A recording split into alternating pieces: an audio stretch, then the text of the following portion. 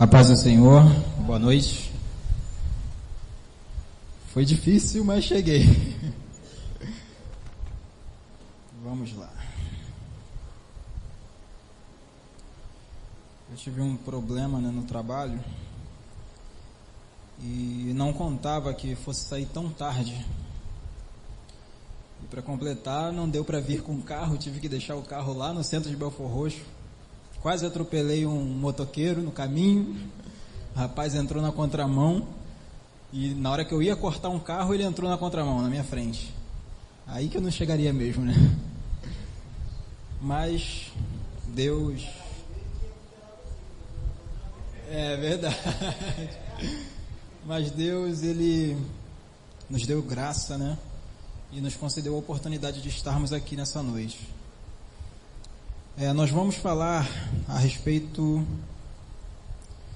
da história que está relatada no livro de Lucas, capítulo 10, a partir do versículo 25. Vamos ler a parábola inteira, que fala sobre o bom samaritano. Lucas, capítulo 10, do 25 em diante. Amém? Diz assim a palavra de Deus: Eis que certo homem, intérprete da lei, se levantou com o intuito de pôr Jesus à prova e disse-lhe: Mestre, que farei para herdar a vida eterna? Então Jesus lhe perguntou: Que está escrito na lei? Como interpretas? A isto ele respondeu: Amarás o Senhor teu Deus de todo o teu coração, de toda a tua alma, de todas as tuas forças e de todo o teu entendimento. E amarás o teu próximo como a ti mesmo. Então Jesus lhe disse: Respondeste corretamente, faze assim e viverás. Ele, porém, querendo justificar-se, perguntou a Jesus: Quem é o meu próximo? Jesus prosseguiu dizendo: Certo homem descia de Jerusalém para Jericó e veio a cair nas mãos de salteadores, os quais, depois de tudo lhe roubarem e lhe causarem muitos ferimentos, retiraram-se, deixando-o semi-morto. Casualmente descia um sacerdote por aquele mesmo caminho e, vendo-o, passou de largo. Semelhantemente, um levita descia por aquele lugar e, vendo-o, também passou de largo. Certo samaritano que seguia seu caminho passou-lhe perto e, vendo-o, compadeceu-se dele e chegando-se, limpou seus ferimentos e aplicou-lhe óleo e vinho, e colocando-o sobre o seu próprio animal, levou-o para uma hospedaria e tratou dele. No dia seguinte tirou 2 denários e o entregou ao hospedeiro, dizendo: Cuida deste homem, e se alguma coisa gastar a mais, eu te indenizarei quando voltar. Qual dos 3 te parece ter sido o próximo do homem que caiu nas mãos dos salteadores? Respondeu-lhe o intérprete da lei: O que usou de misericórdia para com ele. Então lhe disse: Vai e procede tu de igual modo. É um texto, um pouco longo, e na leitura às vezes a gente até se esquece, por que Jesus ele começou a contar essa história. E o texto ele nos diz que um certo doutor da lei, ou intérprete da lei, ele queria pôr Jesus à prova, ele gostaria de testar a Jesus e fez esse questionamento de o que ele deveria fazer para herdar a vida eterna. E era comum Jesus ser interpelado dessa maneira, pessoas chegarem em cima de Jesus com o intuito de colocá-lo à prova. E essa situação ela aconteceu no momento em que Jesus estava ali com os seus discípulos, estava alegre, pois se os irmãos pegarem o texto do início, o capítulo 10, ele vai começar, a epígrafe do texto diz a missão dos 70. Jesus ele havia selecionado 70 pessoas, para que fossem adiante dele, visitando as cidades que ele haveria de entrar. E ali Jesus deixou algumas recomendações para eles, dizendo que eles deveriam levar a paz, abençoar aquele lugar, né, e anunciar que Jesus estava por vir, estava chegando àquele local. E a história, ela diz que os discípulos voltaram e eles estavam felizes e comunicaram isso a Jesus, dizendo: Senhor, em teu nome, né, os demônios eles se sujeitam a nós, eles são expulsos. E eles estavam alegres por isso, e Jesus fala: olha, vocês estão alegres porque os demônios se sujeitam a vocês? Vocês devem se alegrar porque o seu nome está escrito no céu. E quando Jesus fala isso, alegrem-se porque o seu nome está escrito no céu, isso chamou a atenção daquele doutor da lei, daquele intérprete da lei. Daí veio essa pergunta: o que eu faço para alcançar a vida eterna? O que eu preciso fazer para que o meu nome também esteja escrito no céu? E aí vem todo esse diálogo. Jesus pergunta para ele, né, já que ele é o intérprete da lei, o que está escrito na lei? E ele diz: amarás o Senhor teu Deus com todo o teu entendimento, com todas as suas forças, e o próximo como a ti mesmo. E eu percebo, queridos, que quando esse homem declarou essa palavra, ela entrou no seu coração de uma maneira, talvez como ainda não havia entrado. Porque o texto, ele prossegue dizendo que ele tenta se justificar e pergunta para Jesus: quem é o meu próximo? Como quem diz: eu não sei quem é o meu próximo, então como eu posso amá-lo como a mim mesmo? Então eu entendo que essa palavra, ela entrou no coração dele de uma maneira diferente, e ele percebeu que ele estava em falta, porque só se justifica aquele que tem alguma falta. Eu vou chegar atrasado no culto, eu preciso ligar para o pastor. O pastor não me atendeu, eu liguei várias vezes para me justificar.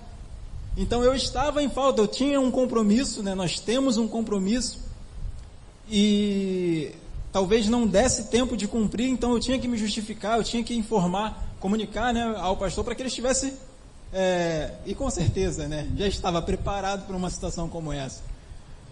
Mas enfim, queridos, voltando ao nosso texto, aquele homem, ele tentou se justificar e faz essa pergunta para Jesus: quem é o meu próximo? E Jesus, ele surpreende esse homem, porque se ele era o intérprete da lei, é meio suspeito dizer que ele não sabia quem era o seu próximo. Mas eu acredito que, assim como muitos que se aproximavam de Jesus com o intuito de aparecer, de ter o seu ego massageado, de ser visto de alguma maneira, esse homem também se aproximou dessa forma. Porque o escritor Lucas, ele diz que ele tentou colocar Jesus à prova. Então imagine, Jesus com os seus discípulos, se esse homem consegue pegar Jesus no contrapé, consegue fazer com que Jesus entrasse em contradição de alguma maneira, aquele homem seria visto de uma forma diferente. As pessoas diriam: caramba, grande conhecimento esse homem tem, a ponto de fazer com que o mestre caia em contradição ou se enrole com as suas palavras. Porque a gente vê que nas histórias bíblicas isso constantemente acontecia, né? Isso me faz lembrar de um jovem rico, né? Assim diz o texto, que ele se aproxima de Jesus e faz a mesma pergunta: o que eu faço para herdar a vida eterna? E Jesus diz para ele que ele deveria cumprir os mandamentos, deveria honrar o seu pai e a sua mãe. E aí ele bate no peito e fala: ah, mestre, isso eu faço desde a minha mocidade, desde que eu era um garotinho eu faço isso. O que ele estava esperando?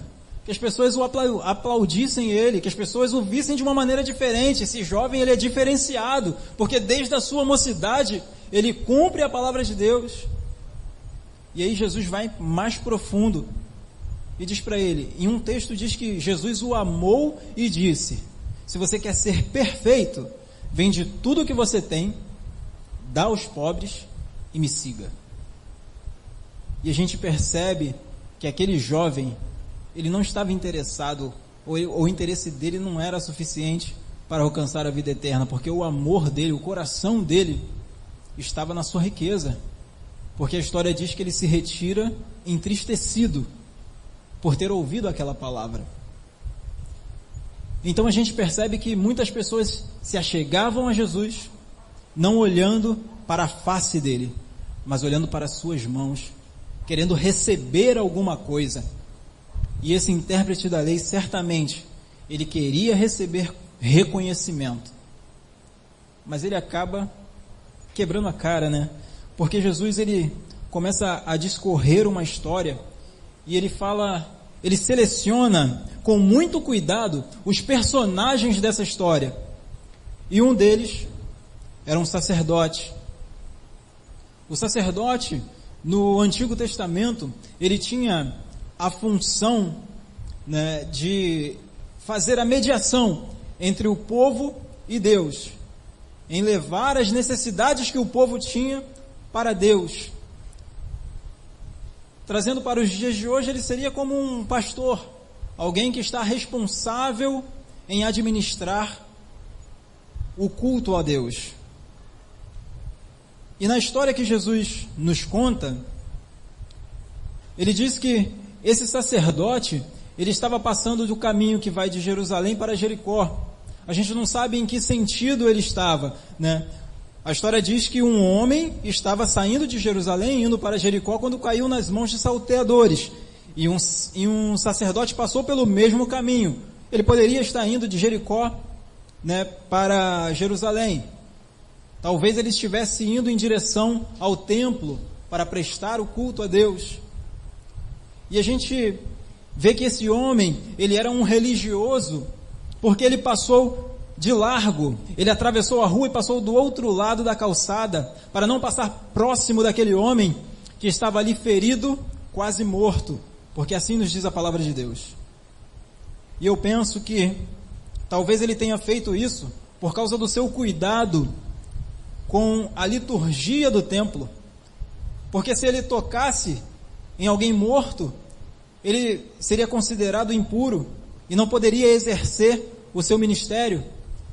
Então a gente percebe com isso que aquele homem, ele colocou a necessidade do culto acima da necessidade do próximo, enquanto Jesus ensinava algo totalmente diferente, dizendo: amarás ao próximo como a ti mesmo.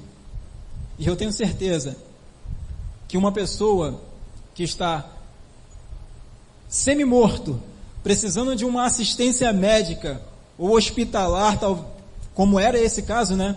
Aquele homem foi levado para uma hospedaria para ser tratado, e durante um dia inteiro ele foi tratado, porque a palavra nos diz que no dia seguinte, aquele homem pagou o hospedeiro e disse para ele continuar cuidando dele, que quando ele voltasse da viagem, se ele tivesse gastado algo a mais, ele reembolsaria.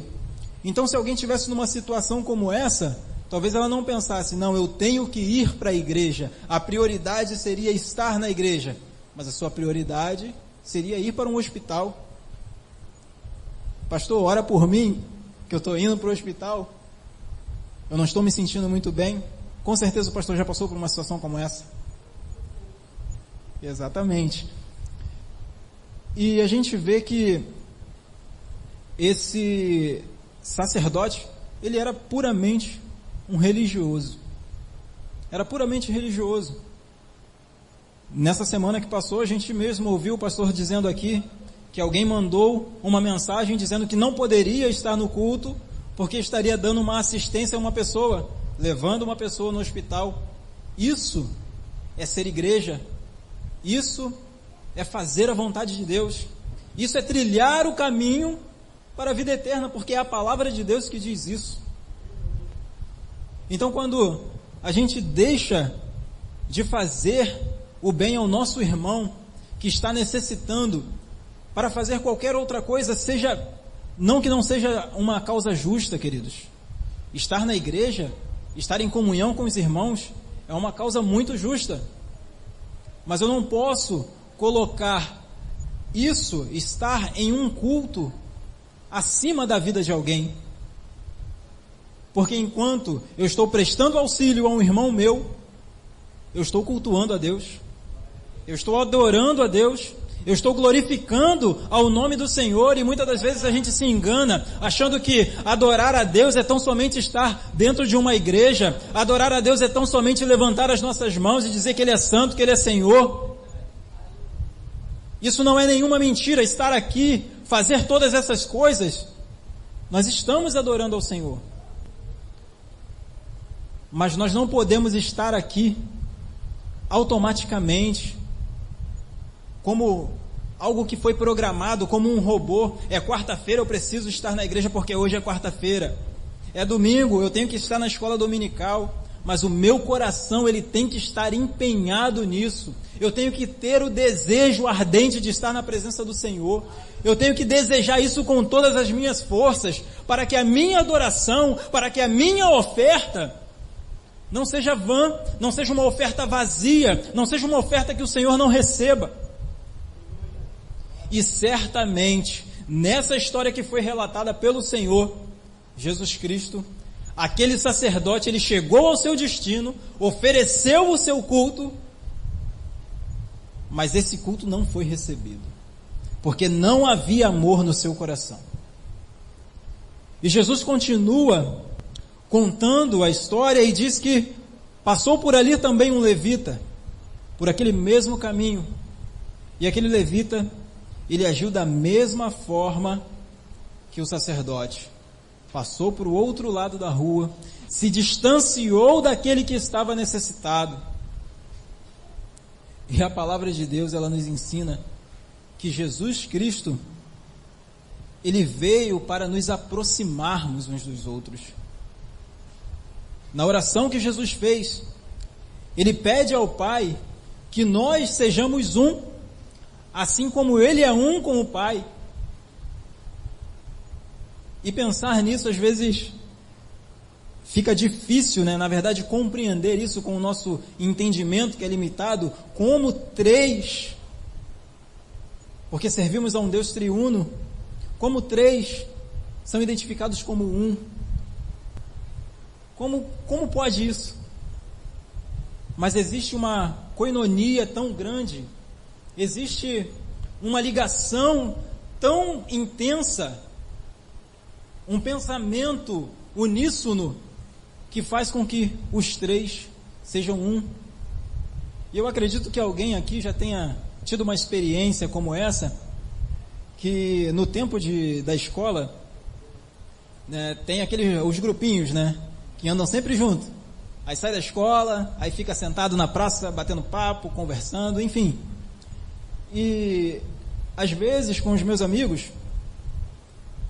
a gente olhava um para o outro e sabia o que o outro estava pensando. Não precisava nem o camarada dizer, mas já sabia o que o outro estava pensando. Isso é resultado de intimidade, isso é resultado de comunhão, da gente estar ali junto, de estar próximo todos os dias. Faz com que essas coisas aconteçam. E é isso que o Senhor espera de nós. Mas esses dois exemplos que foram citados por Jesus, eles fizeram algo totalmente contrário, algo totalmente inverso àquilo que o Senhor espera de nós. Eles se distanciaram, eles passaram para o outro lado, talvez eles estivessem até mesmo andando na mesma calçada, e quando avistaram o camarada caído lá, ensanguentado, precisando de ajuda, olharam para o relógio, e o culto está quase começando, ajuda ou não ajuda? Melhor não, vou atravessar para o outro lado da rua, vou fingir que não vi. E não é isso que o Senhor espera de nós. Aí Jesus, ele inseriu um samaritano nessa história. Um camarada que, para os judeus, era desprezível. Não era puro, né?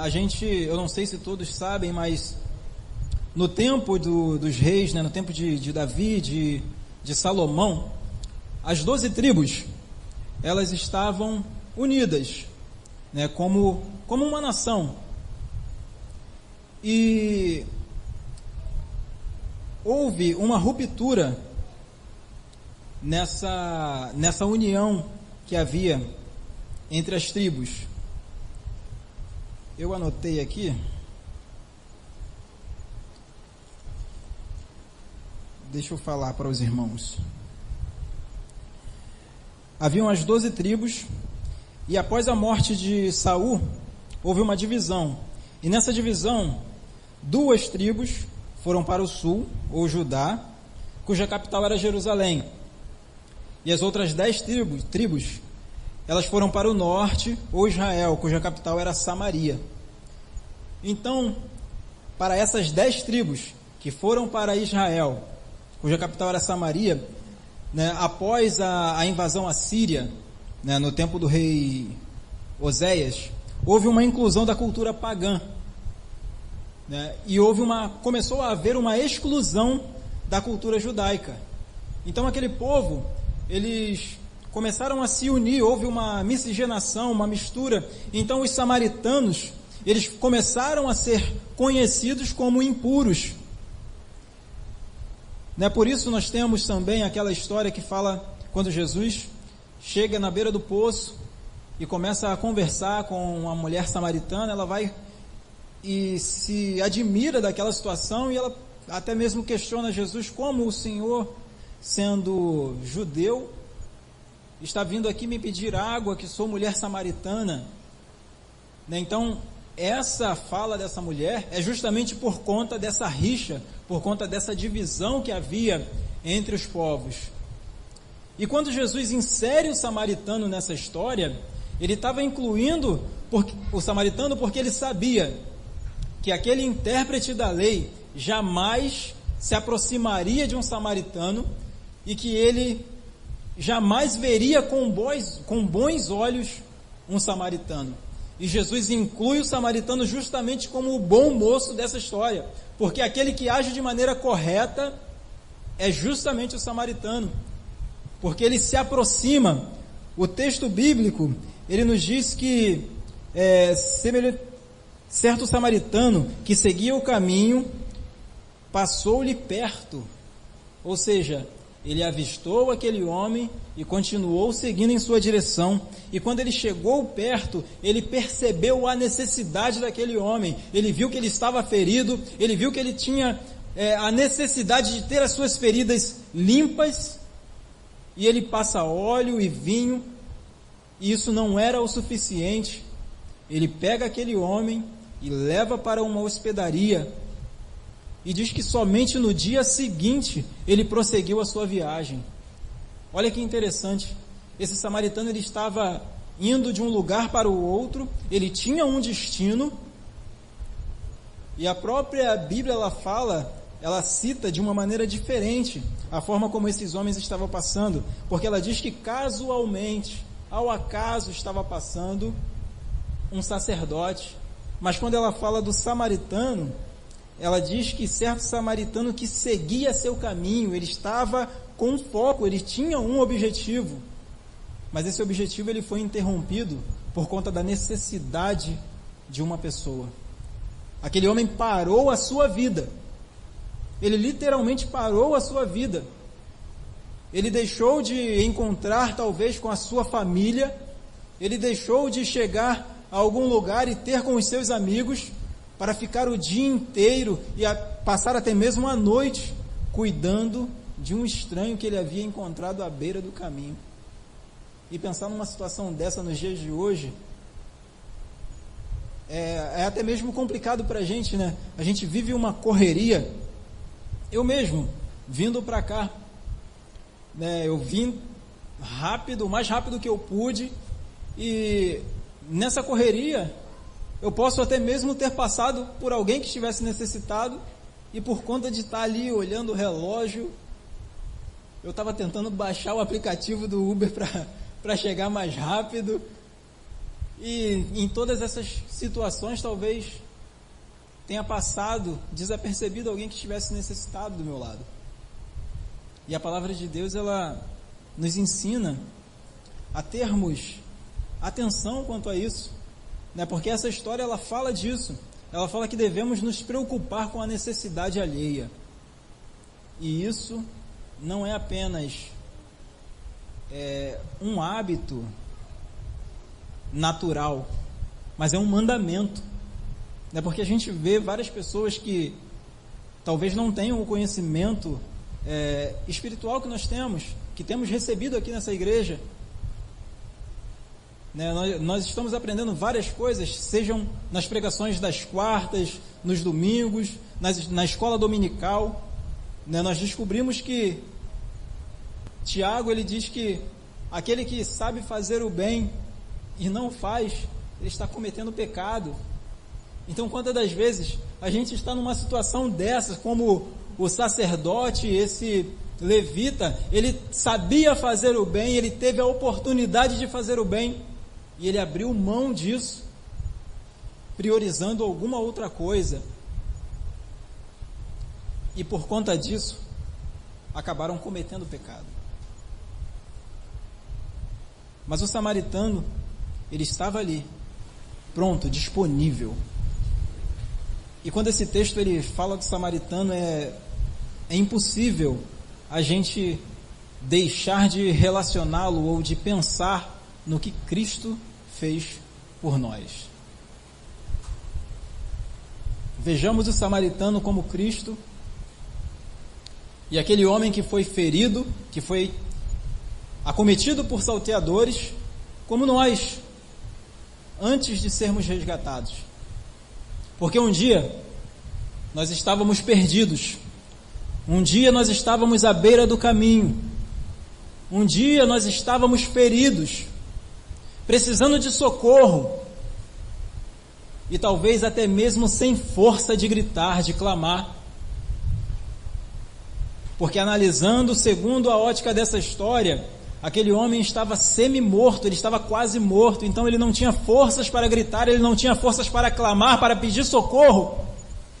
E assim era a nossa situação, quando estávamos longe do caminho do Senhor, nós não tínhamos força para clamar, nós não tínhamos força para gritar, mas o Senhor estava olhando para a nossa necessidade, o Senhor sabia aquilo que nós precisávamos, e sem que fizéssemos pedido algum, Ele enviou o Seu Filho, para se entregar na cruz por nós. E esse texto ele fala sobre amor ao próximo, e quão grande foi o amor de Deus por nossas vidas, que em João diz que o Senhor amou o mundo de tal maneira, não havia nem mesmo uma palavra para descrever o tamanho desse amor, que o escritor declara, foi tal maneira, que Ele enviou o Seu Filho unigênito, para que todo aquele que nele crê não pereça, mas tenha a vida eterna. Em 1 João, no capítulo 3,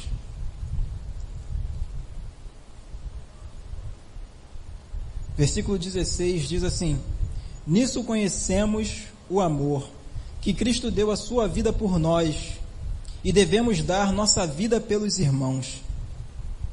Olha que tremendo é isso, que responsabilidade que nós temos, porque assim como o Senhor entregou a sua vida por nós, nós também devemos fazer de tudo para abençoar os nossos irmãos, e estarmos dispostos até mesmo a entregar as nossas vidas.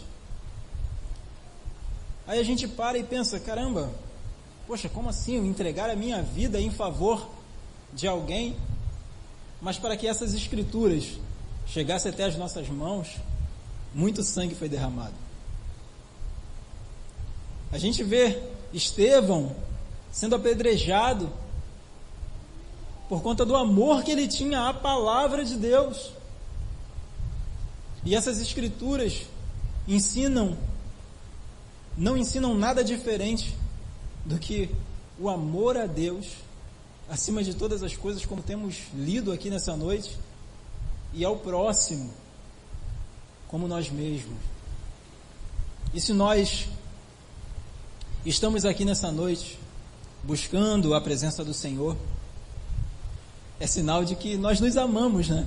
Porque a gente está buscando a melhor parte, nós estamos buscando ter um relacionamento com Deus, a fim de que naquele grande dia nos encontremos com Ele e tenhamos o nosso nome escrito no livro da vida. Então existe amor dentro do nosso coração, mas muitas das vezes o amor que nós temos por nós, de estarmos aqui buscando a presença do Senhor, ele não é o suficiente para nos mover e termos uma atitude como Cristo teve, que se entregou numa cruz em nosso favor. Sabe, queridos, porque a gente falar de amor é muito fácil, é bem simples falar de amor. Mas o amor, ele não são apenas palavras. O amor, ele é expressado verdadeiramente através de atitudes. É através das nossas ações que nós mostramos que temos amor verdadeiramente. Não basta eu dizer que amo alguém, mas tenho uma atitude totalmente contrária a essas palavras, ou as minhas atitudes podem não ser contrárias, mas elas não condizem com aquilo que eu estou falando. Então é necessário que tenhamos o amor de Deus implantado no nosso coração, para que esse amor possa nos mover, possa fazer com que tenhamos uma atitude em relação àquelas pessoas que fazem parte do nosso convívio, que estão perdidas, que precisam ouvir a palavra do Senhor, que precisam ouvir desse amor que nós estamos ouvindo nessa noite. E para que esse amor, ele possa fazer diferença em nossa vida, né, possa nos mover em direção aos nossos irmãos, é necessário algumas coisas. E eu gostaria de compartilhar com os irmãos algo que eu ouvi ontem em 2 Pedro, capítulo 1,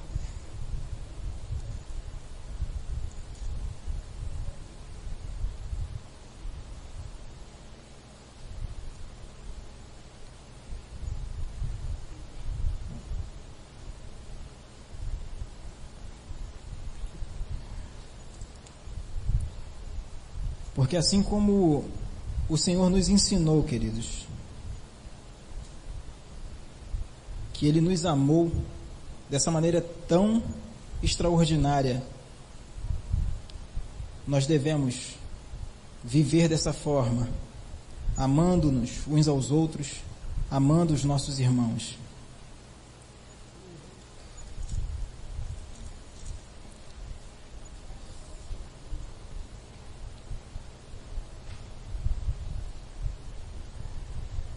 Capítulo 1, versículo 3.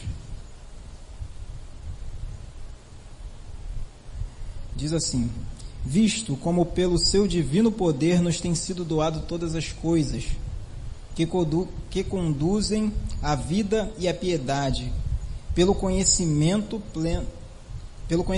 pleno ou completo, daquele que nos chamou para a sua própria glória e virtude, pelas quais nos têm sido doadas as suas preciosas e muito grandes promessas, para que por elas vos torneis corparticipantes da natureza divina, livrando-vos da corrupção das paixões que há no mundo. Por isso mesmo, vós, reunindo toda a vossa diligência, associai com a vossa fé e virtude, e com a virtude o conhecimento, e com o conhecimento o domínio próprio, e com o domínio próprio a perseverança, e com a perseverança a piedade, com a piedade a fraternidade, e com a fraternidade o amor, porque estas coisas existem em vós, e em vós, ou melhor, porque estas coisas existindo em vós, e em vós aumentando, fazendo com que não sejais nem inativos e nem infrutuosos no pleno conhecimento do nosso Senhor Jesus Cristo. Olha quantas coisas o escritor ele coloca para que possamos ligar umas às outras, para que tenhamos uma natureza divina e sejamos livres da corrupção e das paixões que existem nesse mundo. Então eu vou ler novamente, que busquemos isso com cuidado, aumentar a nossa fé, aumentar o nosso conhecimento, o domínio próprio, a perseverança, a piedade, a fraternidade e o amor. Nós precisamos de todas essas, ou termos todas essas características. E quando a gente tiver todas essas características, o escritor ele diz que nós vamos deixar de ser infrutíferos. Nós vamos passar a produzir na presença do Senhor. E é isso que o Senhor espera de nós, que sejamos assim como aquele samaritano que produziu algo excelente. Ele foi em busca de uma alma que estava necessitada, de uma alma que estava se perdendo, e fez o possível, tudo aquilo que estava ao seu alcance para salvá-la. Então é isso que o Senhor espera de nós, que tenhamos amor ao próximo, mas que esse amor não seja apenas de palavras, mas que esse amor nos motive, que esse amor nos impulsione, que esse amor nos leve a tomar atitudes que venham alcançar aqueles que estão perdidos, aqueles que estão necessitados. E o final dessa história que Jesus conta, na verdade é uma pergunta para aquele intérprete da lei, e ele pergunta: qual desses três que eu apresentei pareceu ser o próximo daquele homem? E talvez tendo que dar o braço a torcer, não querendo falar, porque se tratava de um samaritano e alguém que certamente estava vivendo, por mais que fosse uma ilustração, por mais que fosse uma parábola, estava vivendo de uma maneira melhor que aquele intérprete da lei. Porque se assim não fosse, ele não teria que se justificar perguntando quem era o meu próximo, quem é o meu próximo, porque eu não sei quem é o meu próximo. Talvez ele estivesse esperando que Jesus falasse: o seu próximo é o seu colega de trabalho, o seu próximo são as pessoas da sua casa. Mas quando Jesus apresenta para ele o próximo, vai além das expectativas dele. O próximo era alguém totalmente desconhecido que ele encontrou pela primeira vez à beira do caminho. Aquele deve ser o seu próximo. É quem está precisando, é quem está necessitado. Porque quem dá a paz apenas os seus irmãos, não fazem diferente aqueles que estão lá fora, queridos.